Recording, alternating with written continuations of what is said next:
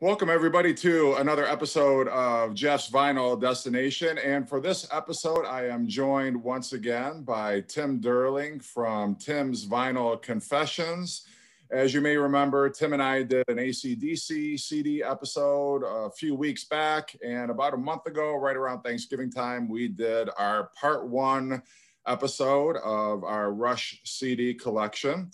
And today we are going to be finishing off where we left, which the last album that we talked about, the last studio album anyway, was the Presto album. And then we talked a little bit about Rush Chronicles. And so we're going to be picking up from 1991. But Tim, thank you again for joining me. I appreciate having your expertise.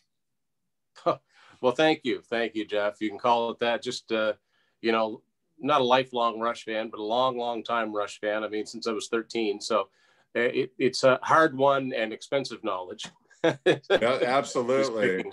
And Rush's catalog is just so extensive. And it seems like every time they put out an album, there's a live album, then there's a compilation. And so from this point on, it really is hard to keep track. It's almost like Yes's later catalog where they've got so many live albums, they've got so many different compilations, there's so many different eras to represent with compilations that it starts to get a little unwieldy, and I get kind of lost when I'm looking through their catalog. But I think we've got most of it accounted for today. So we are going to start with 1991's Roll the Bones, and this was produced by Rupert Hine. It got to number 3 in the US and number 11 in Canada, which I would think, being native Canadians, it doesn't make any sense sometimes, Yeah, it always struck me that was such a high charting album in the States. Presto got to 16, and Presto and Roll the Bones were both produced by Rupert Hine. They're very, very similar albums. So I'm not sure. A lot of it, I think, has to do with what else came out that week. Mm-hmm. Well, and I think, for me, anyway, it feels like Roll the Bones was the last where you had kind of the synthesizer being very present on an album, and it's sort of the last vestiges of the 80s Rush sound before they started moving into more of, kind of they would sound like for the rest of the 90s and into the 2000s. But do you want to show your Roll the Bones first? Sure. Yeah. This is my copy that I bought. This was actually the first Rush album that I bought on CD when it was new, because I was switching from cassettes to CDs at this point. This is a Canadian edition on Anthem Records. I think the US version, the font is the same, but I think the sides are colored different. I think it's red and white, if I'm not mistaken. Yeah, I don't know the glare. Other than that, probably looks much the same. I do remember that this was the only Rush album I ever saw that came in a long box, but I might be wrong about that, because Presto may have as well. I'm not sure what your CD looks like, but mine is customized. It's got like the Rush and the domino letters. Pretty cool. There's a skull in the background. It's hard to see there because of the glare. Yeah, you're right. And our insides are probably much the same. There's an elephant there because, that's, at one point, I think that's where they got the material to make dice out of tusks, and also it's bones, roll the dice. It's fate, luck. That's kind of the theme of the album. It's got like black and white portraits of the band, and it's got these, again, wishbones, and 3 of them for the 3 members of Rush on the back. Yeah, it's funny because, sadly, Rupert Hine passed away earlier this year. There's a lot of producers passed away this year, but I'm not a particular fan of the production style on Presto or Roll the Bones.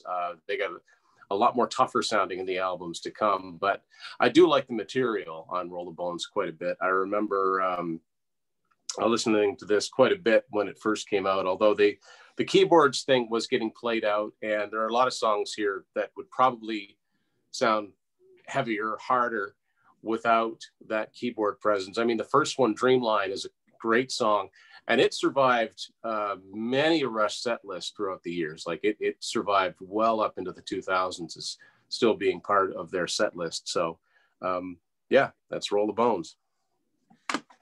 All right. And then in 1993, the Counterparts album. And this was produced by Peter Collins, who had produced Power Windows and Hold Your Fire. So they went back to him for this particular album. And you were... Yeah, it's funny because it's the only time they went back to a producer. Although the production on here sounds nothing at all like Power Windows or Hold Your Fire. A lot of it has to do with Kevin Shirley, who became a well-known producer in his own right, doing the mixing for not all, but a lot of this album. This is just a Canadian copy on Anthem with Sony distribution. Now, it's funny. It's interesting. You know, I've had this conversation with people before. I mean, Rush are one of my all-time favorite bands, and I can honestly say there isn't one of their albums that I don't like, but one of them has to come in last. And for me, it's this one. This has never been a favorite of mine, but it's not bad. I don't know. It's never completely clicked with me. The CD's kind of cool. It's got like the nut and bolt. There's all kinds of symbolism for Counterparts. And as Neil Peart talked about how complex the meaning of the word is, meaning it's opposites and duplicates. So it's like we're saying we're different, but yet we're the same. So there's all kinds of photos in here that demonstrate the sort of similarities and yet differences. Some of these were used for single covers. I know that the Salt and Pepper Shaker was used for, I don't know if it was the Stick It Out or Animate or one of the singles from this album. This reminds me a lot of Pink Floyd had a compilation album of their first two 60s albums, and it was called A Nice Pair. And it was a lot like this, where each one could have been a cover unto itself or a singles cover. And that's what this whole spread kind of reminded me of. Yeah, it's funny because, like I said, I've in recent, times, I mean, in the last year, I've guested on the Rush Roundtable, that the Rush fans Instagram page. I've been a guest on their shows many, many times. And all I hear is how much people love Counterparts and just love and naming individual songs. So I thought, well, I gotta give this thing another chance.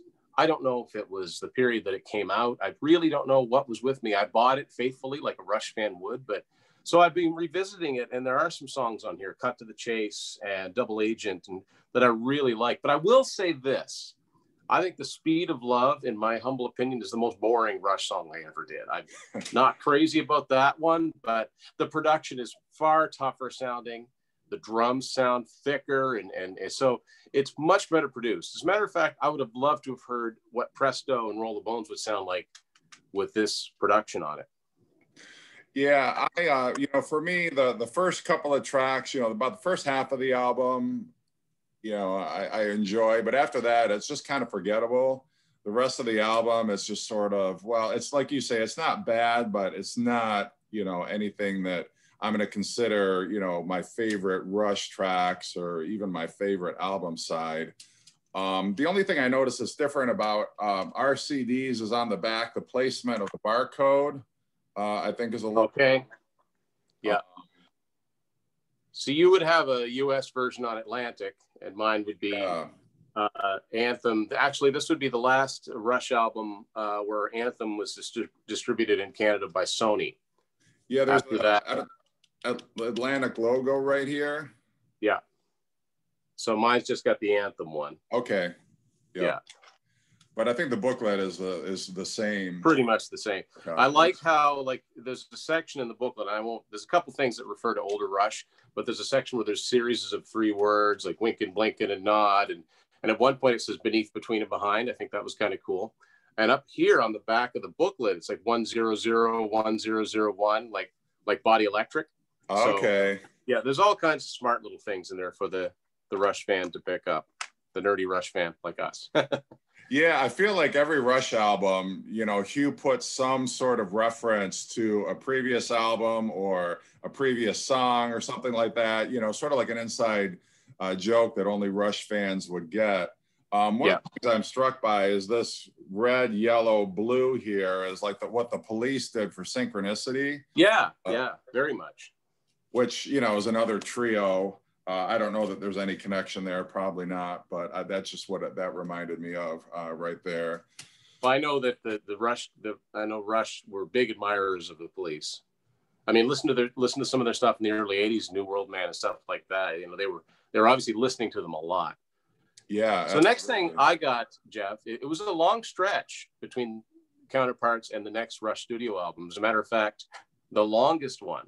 They'd never taken more than 2 years to deliver an album, where in an era where bands were taking 3, 4, 5 or more years in between albums, Rush were pretty consistent in an album. They'd go on tour, they'd write, they'd put another album out up into the early 90s, which is pretty admirable. But before the next Rush studio album came out, in the summer of 1996, this came out. This is called Working Man, and it's a Rush tribute album.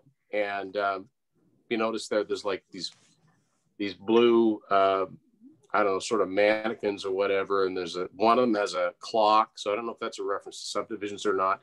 This was put out on a label called Magna Carta Records, which does a lot of newer progressive groups are on this label, and they were putting out a lot of tribute albums. There's a Jethro Tull one, there's a Yes one, there's a Genesis one. I think there's I don't know if there's an Emerson, Lake and Palmer one, but yeah, and they did this Rush one, which is actually mixed by Terry Brown. So as you might expect, a lot of the Dream Theater guys are on here, Fates Warning, Steve Morse, you got Sebastian Bach, Jake E. Lee, George Lynch, Eric Martin. There's some good players on here. Billy Sheehan is on this. And the songs range from, they don't go any more recent than Hold Your Fire. But actually, what's funny about this, there was actually a fair bit of controversy about this when it came out. And some quotes from Neil were taken out of context that they were going to have this album. There was going to be an injunction against this album and have it pulled for sale, which of course made me want to just get it. At the time, I hadn't heard anything new from Rush in a long time. And other than I mentioned Sebastian Bach, it was rare to hear people cover Rush. Skid Row did a version of What You're Doing on their EP Beside Ourselves, which is cover tunes. So I was really curious to hear what some of these sound like. Most of them are good. Some of them, not so much. But I throw it on a fair amount because it's hearing the familiar Rush songs, but in a different setting. There's kind of a cool little write-up from a couple of guys here. One is Stuart Gilray, who he runs a fanzine called The Spirit of Rush, or did, which I think was the very first Rush fanzine. And another one called, another guy named Steve Streeter from A Show of Fans. Now, internet's very young at this point, so there was still a lot of mail fan club type things going on. It was stories about how they got into Rush. So here in the back of this is showing some of the other tribute albums that are available on the label. And there's also bands Shadow Gallery, Magellan, Cairo, World Trade, which is actually Billy Sherwood's band, one of his bands, who is now in Yes. There's a Pink Floyd tribute. Yeah. So that's just kind of there are a lot of tribute albums that came out around this time, and a lot of the same musicians appeared on them. I don't have most of them anymore because most of them really weren't very good. Most of them were very phoned in. But by nature of the fact that they're covering Rush material, you got to have a certain amount of chops. Actually, I think it's Mike Portnoy and Billy Sheehan are the rhythm section on most of the tracks on here because you got to have guys that know how to play. So anyway, that's that. The Kiss My Ass compilation, did that come out right around the time of that? No, that came out a couple of years before in '94. Okay. And that should have been a lot better than it was, in my opinion. But I'm not an alternative guy. I'm not an alternative rock guy, and there's a lot of that on there. So I understand why there was. But so September 1996, this appeared, Test for Echo. Now, I had said before, I wasn't crazy about Counterparts. I absolutely love Test for Echo for whatever reason. It was the second that they had Peter Collins produce for them again. So it's the third of 4 albums he's produced. I just love this album to death. I've played this, I don't know how many times. And I'm betting we have the identical copy, Jeff, because I got mine in the States. This is an Atlantic issue. It's probably exactly the same. Yep. Yeah, and I haven't got an unkind thing. Not everybody likes this album. I've never had a problem with it. I and just put it on and enjoy it from start to finish. I just think there's so many great songs on here. Now, one thing that they did do, which was very much in line with what a lot of rock bands did in the 90s, especially the alternative bands, instead of putting recent photos of themselves, they put photos of themselves as kids. So there's Geddy and Neil and Alex as young kids, all playing instruments, you know, from an early age. And there's references again, you know, Hugh Syme with the artwork, there's references again to a lot of these pictures could be used as standalone single covers. So yeah, Test for Echo, my opinion, a great album. Yeah, that was really where, you know, not to use a Rush pun, but it's really kind of where they found their way again. After, you know, the overproduction of Presto and Roll the Bones, and then kind of the mediocre material that was on Counterparts. This really felt again like a classic Rush album, and I really think it holds up well. And it's definitely my favorite Rush album of the 90s. But yeah, I agree with you. It's just from start to finish, it's a great album. And then they followed that in 1997 with a live album. Well, before that, in 1997, of course, this is so typical. So first of all, the thing about Counterparts, I've come to learn this, they were not getting along during the making of Counterparts. Like, they were really not getting along. That's why there was such an extended break after the tour. They just said, we're going to take some time off. You know, they never let things get too serious. There was never any real talk of them breaking up. But Alex did a solo project called Victor, which I've heard. I don't own. I'm not a big fan of it. But anyway, whatever it was, when they got back together in the studio, I think you can hear it in the material. It's more up. It's more, there's a lot of the Counterparts material just sounds like they were straining to get material out. Even, and you know, because they are who they are, they're never phoning in an album. It's always good. But yeah, so now the new album comes out. It's on Atlantic. So what does Mercury Records do?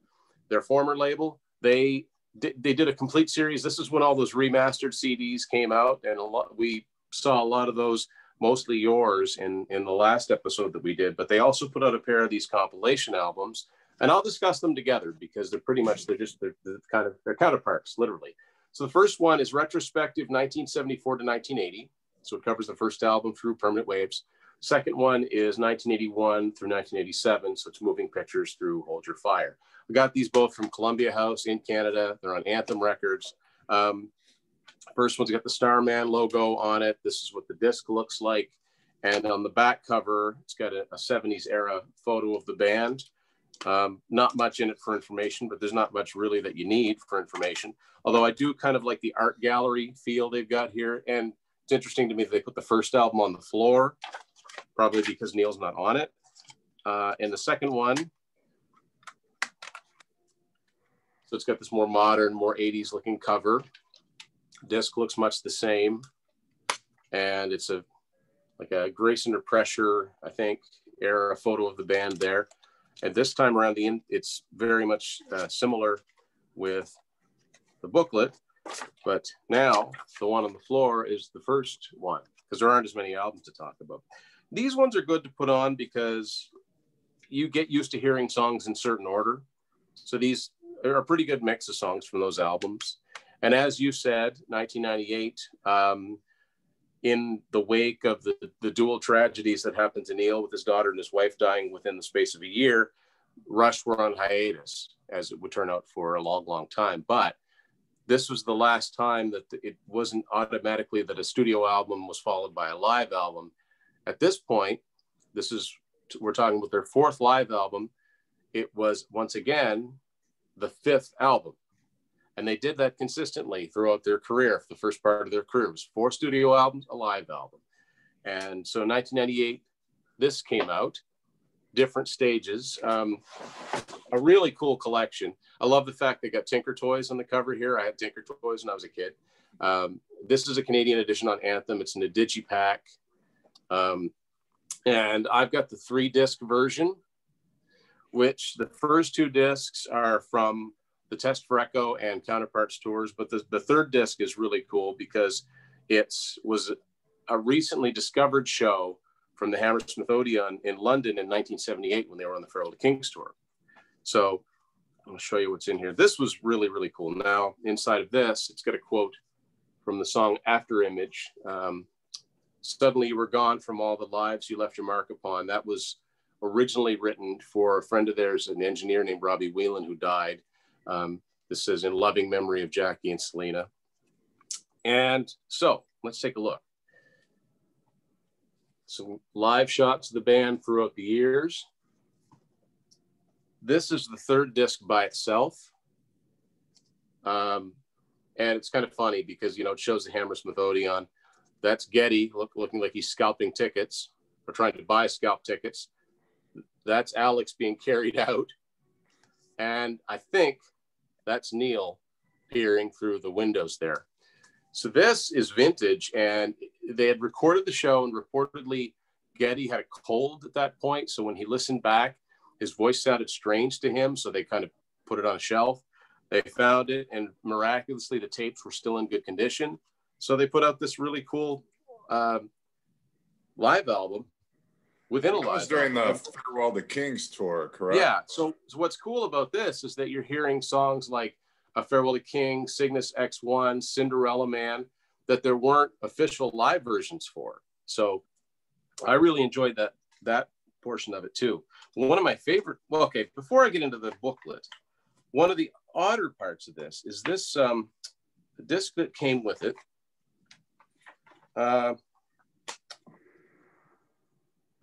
They made a big deal about this at the time, and I still don't really understand, but there was this enhanced CD called Clusterworks, and you could pop it into a PC, and basically it would draw it wouldn't draw, but it would, as you move the mouse around, it would, I don't really know. I think it was early days and they were just trying to do something different.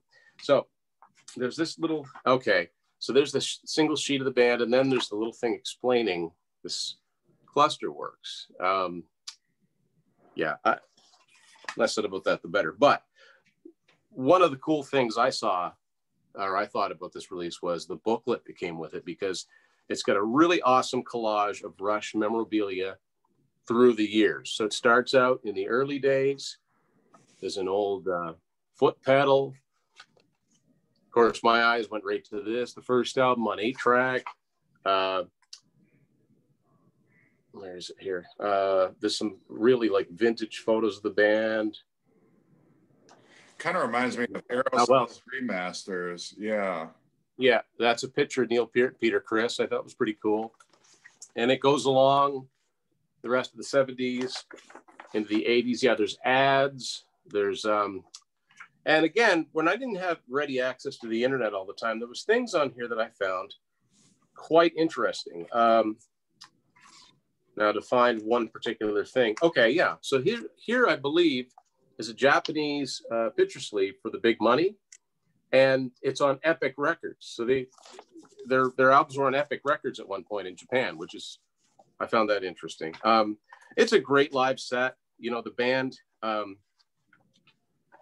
was still, well, when I say the band was still sounding really good, Geddy was still singing really, really well. And I listened to it a lot because honestly, I thought that might have been it. I know we know it wasn't, but I thought this was a good summation of Rush's career to that point. Well, and I like just like moving pictures, I like the multiple meanings of, you know, different stages of their career, different stages that they actually perform the songs, you know, so it's again, Rush being clever with their titling. Well, yeah, taking a couple of words and twisting it around to get alternate meanings. That's something that they, and I think Hugh Syme were very much always in sync about. So in 2000, Geddy Lee released so far his only solo album called My Favorite Headache. And I have that, and I do have that one, and I've listened to it a few times. I've always said it's like Rush light, which is to say, yeah, you know, it's unmistakably Geddy Lee, but I think the sum is greater, or the whole is greater than the sum of the parts. I want to hear those three guys together, not it's interesting once in a while to hear them doing their thing separately. And now, of course, that's all you're going to get. It wouldn't surprise me if Geddy does some music on his own now, but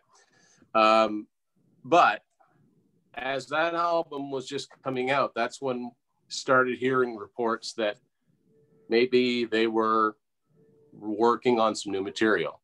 And again, it was a long time between Counterparts and Test for Echo, but this time around with the circumstances with Neil, it was like, maybe this really is it. Fortunately, it wasn't. And I think it was April or May of 2002, almost 6 years after Test for Echo, they finally put out a new album. Yeah. Vapor Trails. And my version is an Anthem copy, Columbia House copy. I would imagine yours is an American copy on Atlantic. Yeah. What does your disc look like? Mine's, just the same. Yeah. Just the same. Once again, Hugh Syme with the artwork, very, very, very cool artwork. And they've got like a tarot card theme mixed in. And I'm guessing that each of them refers to the lyrics to the songs. The lyrics to the songs, of course, were typical Neil in that, they don't necessarily, you wouldn't necessarily have to know what went on in his life to be moved by some of the lyrics. But when you do know what happened, some of them are very, very touching, especially the song Ghost Rider, which became the name of one of Neil's books. Fantastic read. And I'd recommend it to anybody, even if you don't like Rush. It's just a fascinating read. You've got an episode. You've got an episode of your Rush books. Yeah, you have. Is that one included in that episode? Yeah, I have that one. Yeah, I don't have them all. I've only got 3 of Neil's books. I've got to catch up on them, but books are expensive. Oh yeah, books are not cheap. Even when they're used, they're not cheap. So. But yeah, Ghost Rider is a compelling read. It's a very sad book in parts, but it ends on a high note. And the high note is them getting back together to do this album. Now, when you first heard this, Jeff, were you immediately struck by the production on this album? Or what was your first, because this is the first time in a long time we'd heard from them. What were your thoughts when you heard this? It's very loud and it's very like in your face.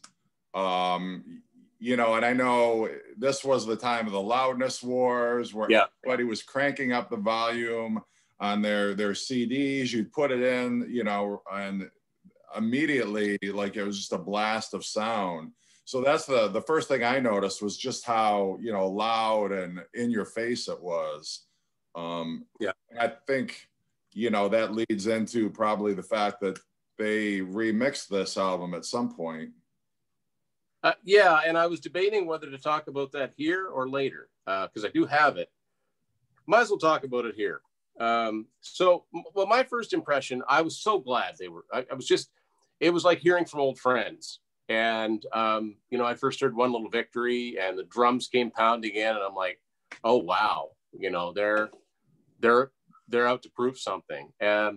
And I like a lot of the material on the album. I love Peaceable Kingdom. That's kind of an odd track to like, but I like that one. I like Secret Touch, Sweet Miracle. Like, they revisited the Fear series with the song Freeze. It's very good. But you're right. If you turn it up loud at all of a sudden, it's very distorted. There's no clarity. And it was the loudness wars. So if you had this as a sound file, it wouldn't have the highs and lows you want. Everything was pinned, just maxed out. Metallica's Death Magnetic is like that too. It sucks there's no air. It's just all kind of in your face, which suits some of the songs, but Rush it was surprising to hear that sort of rawness. And it's almost like, how did this get out without somebody going, wait a minute, guys, but I think at that point, the fact that it was, maybe there wouldn't have been an album at all. They were ready to hit the road. There was some question whether Neil was going to tour. Obviously they did. And it started, listen, we got an extra however many albums, however many years of them being able to see them on the road from this time period. So this was the start of their second life, really. It was a reboot. But in 2013, so this started in 2010 on a compilation, which I'll talk about. But in 2013, this came out, Vapor Trails Remixed. It's the same album. There's no extra songs on it or anything, but it has been completely remixed. And it's one of those remixes that actually sound like it's been remixed. This is a US Atlantic version.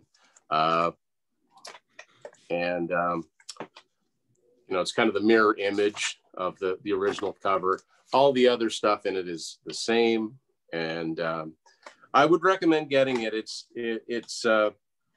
if you were dismissive of Vapor Trails when it came out, I'd highly recommend getting this and giving it another listen, because there's guitar parts that you can pick out that weren't there before. Geddy, for whatever reason, got into this thing where he liked layering his vocals on, which there's obviously no way to recreate that in a live setting. Alex sings a little bit, but not really.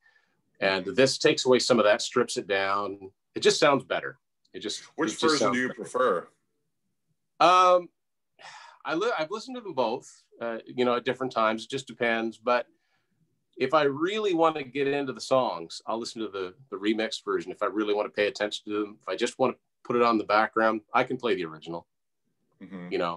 I'm glad we don't have to choose. I'm glad we had two. And there's other albums that I think from other bands that would benefit from that sort of thing, where some interesting production decisions were made. Yeah, Vapor Trails always felt to me like Rush's heaviest album, right from the get-go. One Little Victory, right in your face with the drums and everything. And it was just a, cacophony of sound. And, which they hadn't sounded. They sounded heavy before, but not to that extreme, I felt like. And so I've never heard the remixed version of that. But it's curious. It's actually the first album since, let me think about that. I think it's the first album. Well, there's no keyboards on it whatsoever. Absolutely none. And I think that the last time that there was no keyboards on a Rush album, it's Caress of Steel. Because even 2112 has Mellotron on Tears, which was played by Hugh Syme. And they probably hadn't sounded that heavy since 2112. And that was a sort of different kind of heaviness out of innocence and being young and angry. This time around, they had plenty to be angry about, but with the maturity, it kind of slammed you when you heard it. There's really nothing, except maybe Ghost Rider, or How It Is, but there's nothing really all that mellow on here. It kind of rolls along pretty good from start to finish. Right. And once again, now they're back. So their former record label has to respond. And at the end of 2002, Mercury did just that with this compilation called The Spirit of Radio, Greatest Hits 1984 to 1987. Now, I'll show you here. It's got the Starman logo on it.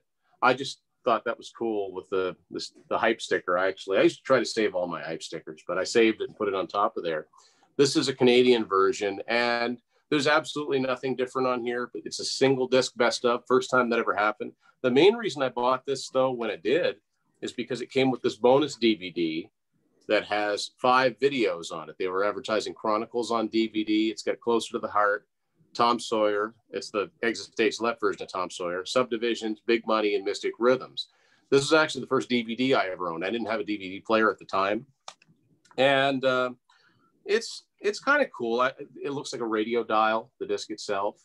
Like you can turn it. And again, referencing, so there's a Starman logo, but there's a Dalmatian from Signals. So, and it's got, what I like about this, it shows the album each of them were from, but if these songs charted at all, it indicates how they charted. There's nothing on here from Caress of Steel, which is interesting. But when I look at the song listing, and if they had so much time to play with, I don't know what I would have taken off of here to put something from Caress of Steel on. I really don't, because these are pretty much the songs that most casual Rush fans would know. Maybe I might have taken off Force 10 and put on Bastille Day. I don't know, yeah. But it's a good compilation. But like I said, I mainly bought it because it had this bonus DVD with it. Well, and that's the first single disc Rush compilation that covers that period too. Yeah, because they did the Chronicles, which is 2 discs, and then they did the individual retrospective ones. This is the first one that somebody could go out and say, look, I like Tom Sawyer and I like Closer to the Heart. I don't want to spend a bunch of money. Here's 1 disc. It wasn't ridiculously priced. And and there's a reason that record companies put these compilations out, is because they sell.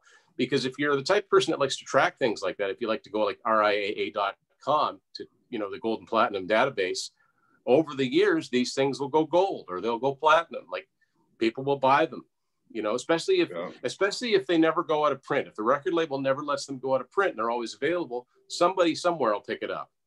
Right. So I mentioned that was the first DVD I had. The first official DVD set that I ever got after I owned a DVD player was Rush and Rio. Now, this isn't the DVD version, but I have that too. This was, a triumphant end to the Vapor Trails tour.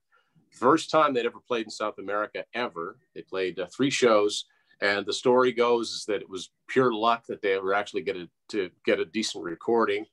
This is a Canadian version on Anthem, came out in late 2003. I love this. One of my favorite live albums by them. Like I said, they still sound really, really good. Geddy sounds really, really good here. And the track listing is, so much of their catalog is covered here. And they dig into, this is really funny about them. They do New World Man on here, which is not a mainstay of their set list. Now, you'd think a band that's had 1 US Top 40 single, that would be the song that they would make sure and play every time. Mm-hmm. That's Rush. They don't care. So, it's got, they do the Big Money. First time they've done that in a while. They revamped Natural Science. They do, let's see, Red Sector A is on here. But the big thing, is that they did side 1 of 2112 in its entirety for the first time since the 2112 tour, and really the first time ever. Because even when 2112 was recent and they were touring behind it, they wouldn't do the discovery portion and they wouldn't do the soliloquy portion. So if you listen to All the World of Stage, they do 2112, but they leave out 2 bits. This is the whole thing. Of course, because, they're getting older, Geddy's getting a little older, they tune it down a full step and it sounds so heavy when they do it. I would have loved to have been at one of these shows. Disc 3 is the rest of the concert, but there's actually what is called the board bootlegs, which has Between Sun and Moon and Vital Signs, neither of which I'd heard live versions of. This is a really cool point in the career. Yeah, at this point in their career, there's no guarantee there's going to be another tour or there's going to be another album. And so you kind of understand why they're wanting to represent their entire period, because you never know. Could be the last time they ever performed 2112. It could be the last time some of those albums ever, are performed by Rush in concert. You just didn't know. And so, especially if you like Rush's older stuff and you're into their newer stuff, you're going to be happy because all those periods are represented. So, the last, it's a medley. The last 3 songs on here are By Tour and the Snow Dog, Cygnus X1, and Working Man. Now, some of them are edited, but it's got some cool shots, the band here, individual shots, and as always, there's a cool booklet that came with it. Neil writing about the whole experience, which, just reading, you just read what he writes down. It doesn't matter what he's talking about. It's interesting. He makes it interesting. Mm-hmm. Great shot of the band, at the end of the show, I'm assuming. The DVD is highly recommended. There's a great documentary on it about the show and what it took to put the show on. And it's the first DVD I had with an Easter egg. And if you play with, I'd look this up online, but if you play with the remote and you hit 2112, the menu will flip over again and the old video for Anthem appears. Oh, you can watch it, which I had just recently found out even existed. I didn't know they did videos for Anthem and Fly By Night. So, I revisit that one quite a bit. Mm-hmm. So now we're up to 2004. Yep. And they do the Feedback EP. Not only is it an EP, but it's their first album of all covers. Is this the first time Rush has ever covered a song on a studio album? Absolutely. It's the only time. So the idea was, it was their 30th anniversary tour. This is actually the one time I saw them in concert. I saw them in Toronto on this tour. And this was, you know, they didn't have time to do a new album. They wanted something new to put out. So they call it an EP, but it's got 8 songs on it. And a lot of their songs have 8 songs, or a lot of their older albums have 8 songs on it. So it's, you know, if it's an EP, it was priced as an EP. So you definitely get your money's worth. Very psychedelic artwork. They cover, you know, Cream, The Who, the Yardbirds, you know, Blue Cheer. It's good. I enjoy it. Some Rush fans didn't like them doing covers. I thought it was good. Now, could they have gotten a little deeper with the song choices? Yeah, I think they could have, but some of them are cool. I like the fact that they do 7 and 7 Is by Love, which I'm not familiar with the original song, but I am familiar with Alice Cooper's version of that, which he did on his album Special Forces, which is one of his lost period early 80s albums that I just think are fantastic. So it's good. It's cool to have another version of that to compare it to. A write-up about the band, or the recording of this.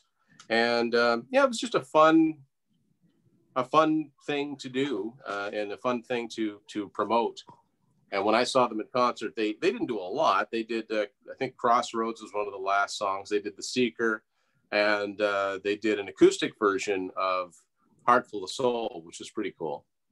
And this marked the 30th anniversary of their first album, their debut album, back in 1974. So, you know, maybe they were feeling a little nostalgic, and hence that album came out. But yeah, I think it's always cool, you know, and a lot of bands have done it where they do an album where they cover, you know, album or artists that influenced them when they were, you know, a young band or just starting out. So I think it's very cool that Rush did that. And, you know, they call it an EP, but, you know, in the days of CDs, you know, I guess maybe the thinking was, well, usually you get 13, 14, sometimes as many as 15 tracks on a CD. And so maybe they didn't want to give the fans the impression that, well, you were going to get a full, you know, CD's worth of music. But yeah, I think that they could have just called it feedback and, you know, left it at that. But yeah.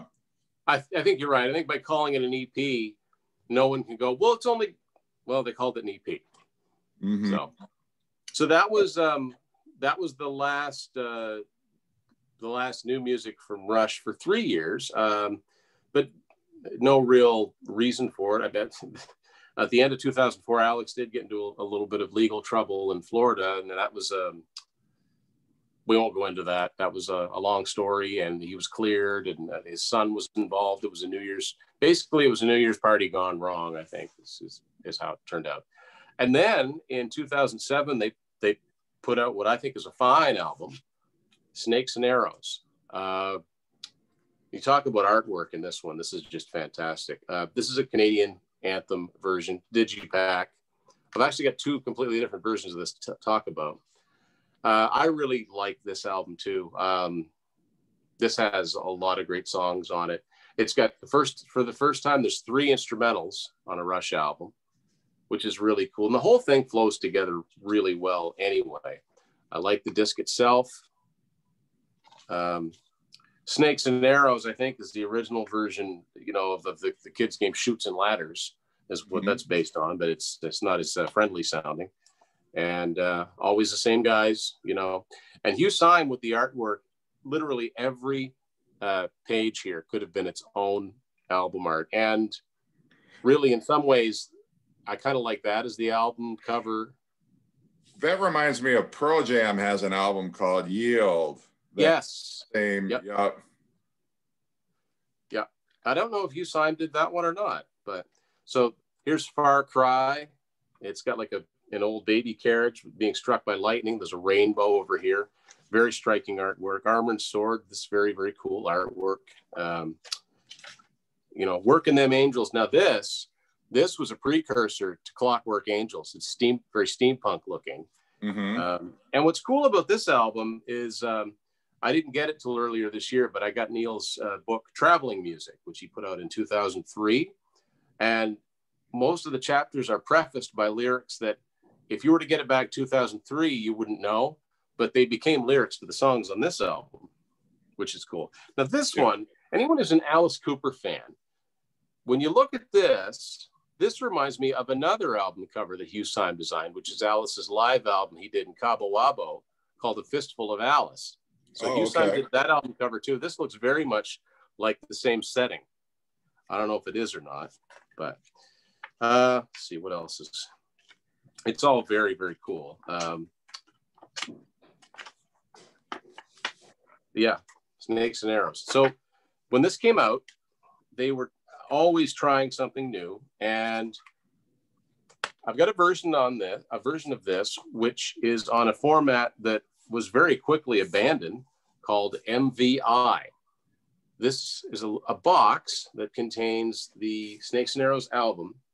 Now, can I see what MVI stands for? Probably Music Video Interactive.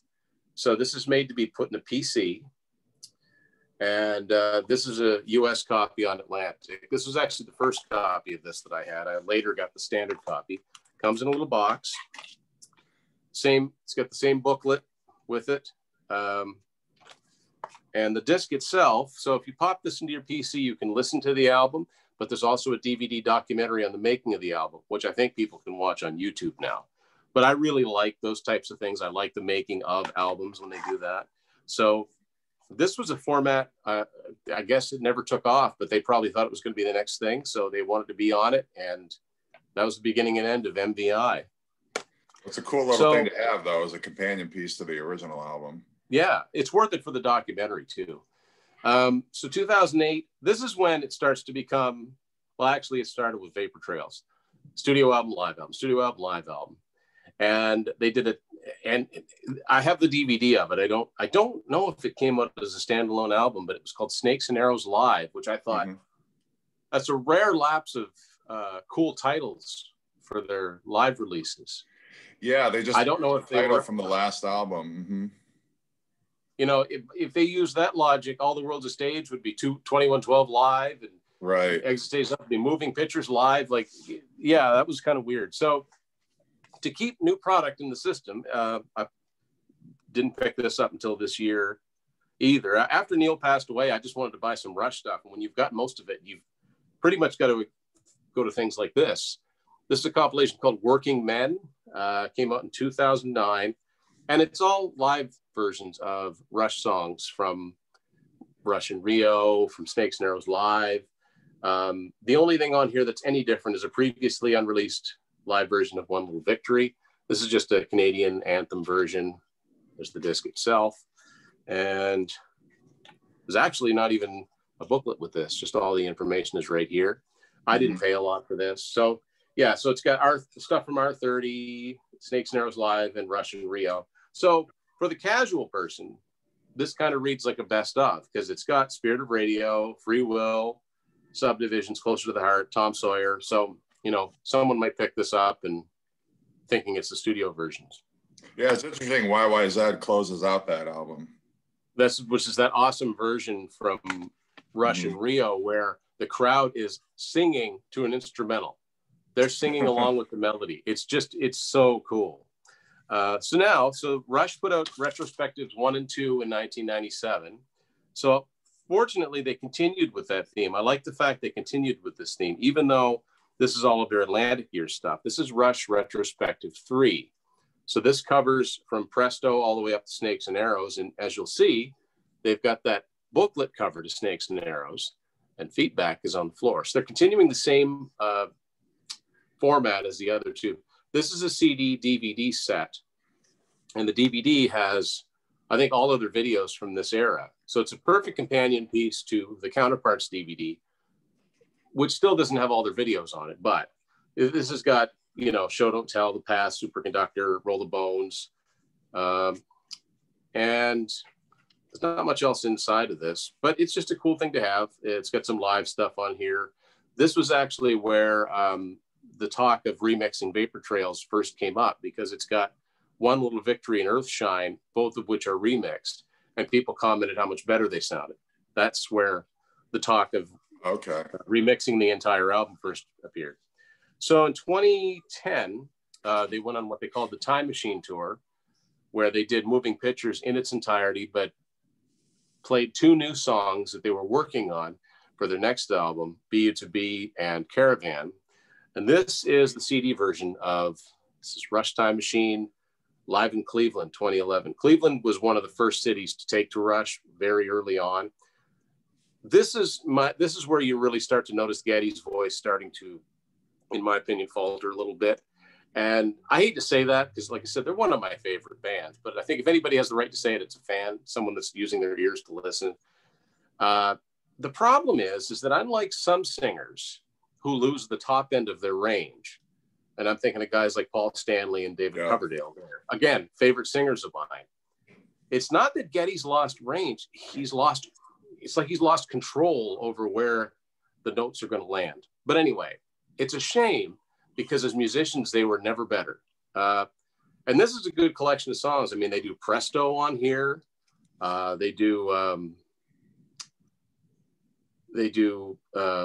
Marathon. Like they went back and did a few 80s songs they hadn't been doing. Of course, people have been wanting them to do Moving Pictures in its entirety forever. It's their biggest selling album. So Camera Eye, Witch Hunt, and Vital Signs. Camera Eye never appeared on a live album before. And again, always cool artwork, you know, never, there's a DVD version of this too. I don't have it. But there's some great live shots here. You know, I really wish now, of course, I'd made more of an effort to go see them again. But the fact that I saw them once is, you know, better than nothing. Right. And another thing that I've got that came out in 2011 is not an official release. But this first appeared on vinyl on Record Store Day a few years back. This is the first American broadcast, Rush, ABC 1974, Agora Ballroom, again, Cleveland, Ohio, August 26, 1974. This was a radio show that Rush recorded. And, you know, it's a bootleg, but it's not, it's a very well done bootleg. This is put up by a UK company called Left Field Media. It's very official looking. It has a slipcase. But the main reason I bought it is because this is one of the rarest instances because Rush have notoriously been a band that never had extra material. This contains Fancy Dancer, Garden Road, and one of the few cover songs they did back then, Bad Boy, which was written by Larry Williams. And it was recorded by the Beatles. So this is early stuff with them, with Neil. They premiere In the End, Best I Can, because Fly By Night hadn't come out at this point. And it's a well-recorded, because it was recorded for radio, it's well-recorded. The disc itself is really cool. They did put some thought into this. So it's got that shot of the band. Obviously, that's from later. They weren't using the double necks at that point, but whatever. Well, it's amazing that a show that old survived, that the tape still survived, let alone for a radio show. This is more what that show would have looked like. Just playing, you know, a small, I don't know if it was a theater or what it was, or it's ballroom, I guess. The only thing that bugs me about the write-up in here is that they spell Neil Neal. I hate that. It takes and it's the only time it takes about 2 seconds to check something like that. But this is worth picking up. I've seen it reissued with different covers and different titles, but this is the version of it that I have. So I think you can find that on Amazon. Yeah, that's where I got it. It was quite a few years ago, but yeah, it's worth checking out. But it's good to have versions of those oddball songs that were, you know, they were around the same time as the songs in the first album, but didn't make the album. And they sound just like the songs from that time. They're just basic hard rock songs. Nothing wrong with them. Now, finally, this would be Rush's final studio album in 2012. Yeah, we both have Clockwork Angels. I have no complaints whatsoever with this album. I think this is a fine way to end their recording career. If you notice, the clock is at 21:12 military time. Again, that's the time. And for the very first time, it's a full concept album from start to finish. Like Snakes and Arrows, produced by Nick Resculinitz. Mine's a Canadian version on Anthem. I like the disc itself. It's, yeah, pretty much the same. And it's in a digipack. That's about the only drawback. I'm not a big fan of those. It's a steampunk theme. Yeah, I really enjoy this album a lot. I think that they, they never denied the fans a good album, So I would rather them ended on this note than put out one more album that was not up to par. Getty sounds really good on this. They obviously worked really hard in the studio to, to make sure that this was documented. And no complaints at all with the way that this album turned out. And of course, then they went on tour for Clockwork Angels, and with first time they did an orchestra, they had an orchestra with them. I have the DVD of the Clockwork Angels tour. I don't have the CD itself. So, and I missed going to see that they didn't come too far from me on that tour, but the timing was not right. But I do know some folks that went to that show. Well, I'm sure it was pretty cool. So then one more time in 2015, they went on what would be their final tour, the R40 tour. Maybe it was 2014. I guess it would be 2014. And to commemorate that, they put out R40 Live. This is a Canadian version on Anthem. And I like the concept behind this tour. I have a review episode on this and the DVD, but they basically started in the present and worked their way all the way back to the first album, and the gear changed, the set changed, and eventually they've got it looking like they're playing in a high school. And they got Eugene Levy coming out to introduce them like he's a sleeve club owner. It's they opened really for Kiss twice. Yeah. Mel's Rock Pile. Yeah. And they even dug up Lakeside Park.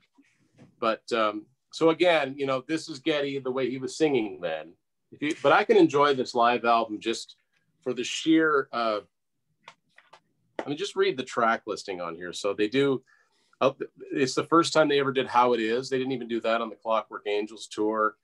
They did Between the Wheels. I love that song. They did. This has the one of the rare versions. They did Losing It with Ben Mink on electric violin. It gave him a chance to go way back and revisit, So Lakeside Park, Anthem, What You're Doing, Working Man. It's great. And there's some bonus tracks on here, like The Camera Eye, The Wreckers. The Wreckers is one of my favorite songs, Clockwork Angels. And this is the last thing I think either of us have, because I don't know that there's been anything else other than the reissues of like the 40th anniversary reissues of some of their albums. And of course, this year, 2012, next year, this year, 2021, we're going to see a Moving Pictures reissue. But that's something to look forward to for sure. Yeah. So what a wealth of material there, and their catalog is so rich and so diverse, and kind of a fitting ending, a bittersweet ending, because obviously that was the last album, last tour with Neil Peart, and I don't know what the next chapter will be, if there will be a next chapter at all, but that was a fitting way to go out. And looking forward to future remasters and deluxe editions, Moving Pictures, maybe Signals eventually. And they've been doing a good job with those. I'll tell you the one thing I would really like to see happen, and I was disappointed that they didn't do it when they did the anniversary version of the first album. Because remember they put that big box set out of the first album? I really wish they put out the first single they released, which was their cover of Buddy Holly's Not Fade Away, and an original song on the B-side of that called You Can't Fight It. Those two songs were actually, unlike Garden Road and Fancy Dancer, there are studio versions recorded of those that were supposed to be on the first album, and they didn't make the first album. It would be nice to have, and that single on Discogs goes for ridiculous prices. I'd love to see them either redo the first album again and put that up, or, because of the OCD in my collection, for me, put archives out on CD for the first time. Yeah, that'd be a cool record. Slap those two songs on there. Yeah, and make all the proceeds for charity or something. That's the reissue. That's the one thing by Rush I'd really like to see come out. And not just record store day is fine, but have it readily available. Have it so that it's just going to be one of those things you can buy. Don't make it 500 copies or something like that. Make it so that people can buy it and listen to it, because those are great fun songs that would have fit right in on their first album. And I say archives because they already did a deluxe version of their first album. So let's have archives on CD once and for all. That would be with some cool. extras. Yeah. That's what I'd like to see. Yeah. Well, Tim, thank you so much for joining me again. Again, it's Tim's Vinyl Confessions. Tim specializes in all things hard rock, classic rock from the 70s, hard rock from the 80s, 90s, and beyond. Make sure you check his channel out. Make sure you subscribe. And I know we'll be doing future episodes in days and weeks and months to come. But, you know, again, thank you so much, Tim. And I really had a ball today. Thank you very much, Jeff. Always up for talking about Rush. And yeah, well, we've got more of these on the way for my channel and for yours. So thanks everybody for watching. All right. Thanks.